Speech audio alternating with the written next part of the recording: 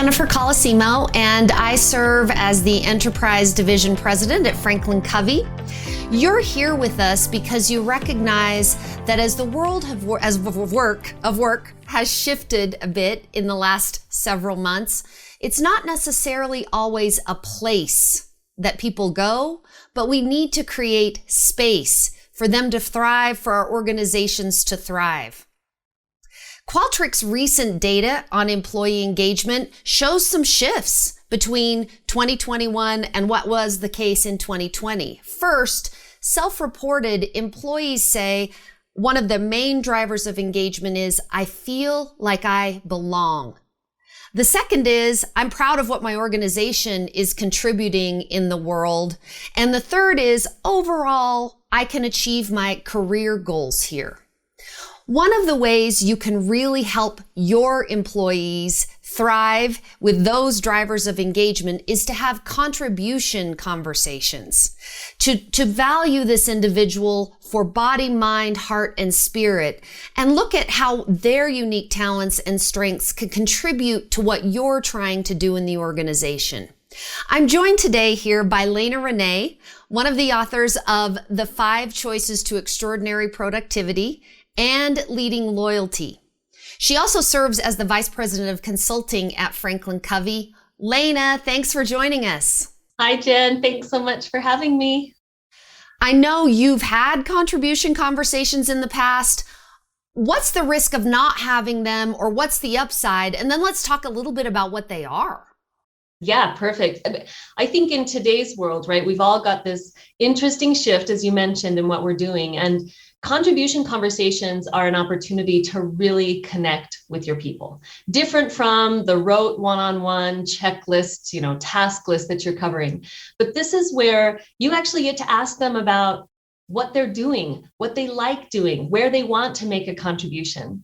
And what we're finding is even when people want to stay in a remote or a hybrid world, there's a risk if we're not really truly connecting with them. They start to drift away from the organization, away from the team, definitely away from their engagement in what you're doing.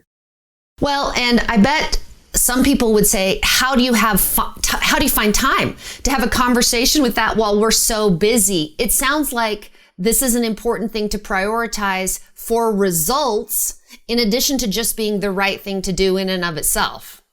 Yeah, this is that perpetual challenge of every leader I know, where, look, we have to keep things going. We've got the constant demand on our time.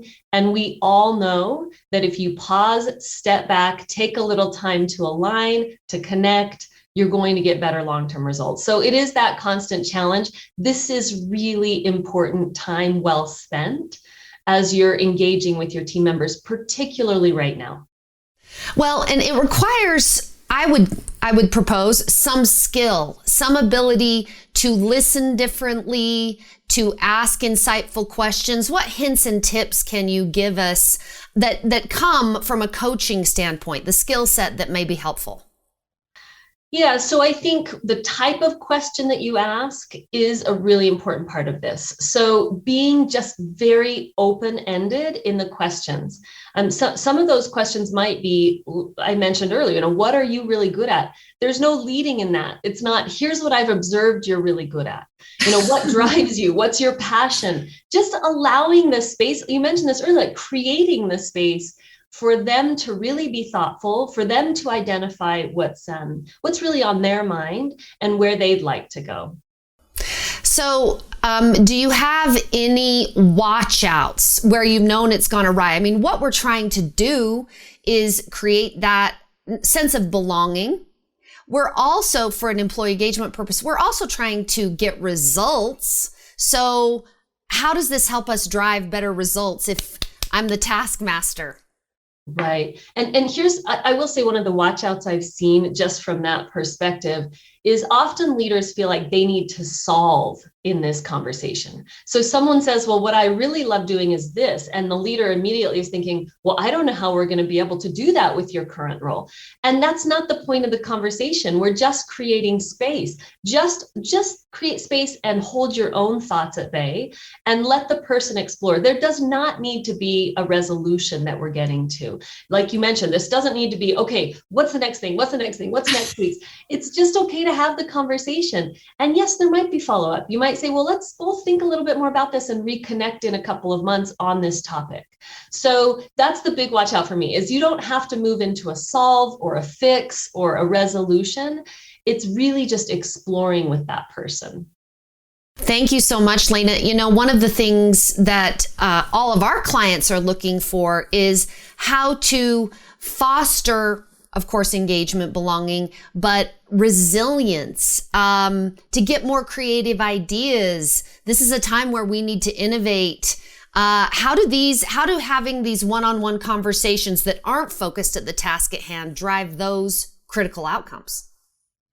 Here's what we're seeing. So if me as an individual start to really think about some of these questions, you know, what are my values and how does my job reflect my values and how can I help it reflect my values? There is creativity in the conversation happening, but it's also creating clarity for me, tapping into my strengths, what I bring to the table, what I bring to our team. And the more clear each of us are, the more we become collectively strong as a unit as well. So it's about the individual identifying and shaping their own contribution. It's about the team getting more clear and actually being more resilient as a team as well. So these conversations certainly would be between a leader and an individual, but there can be a team component where we're aligning around our strengths as well.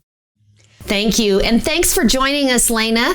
Thanks for all of our listeners and viewers. We hope that sharing this best practice around contribution conversations help your leaders, your team members, and your organization thrive in the new world of work.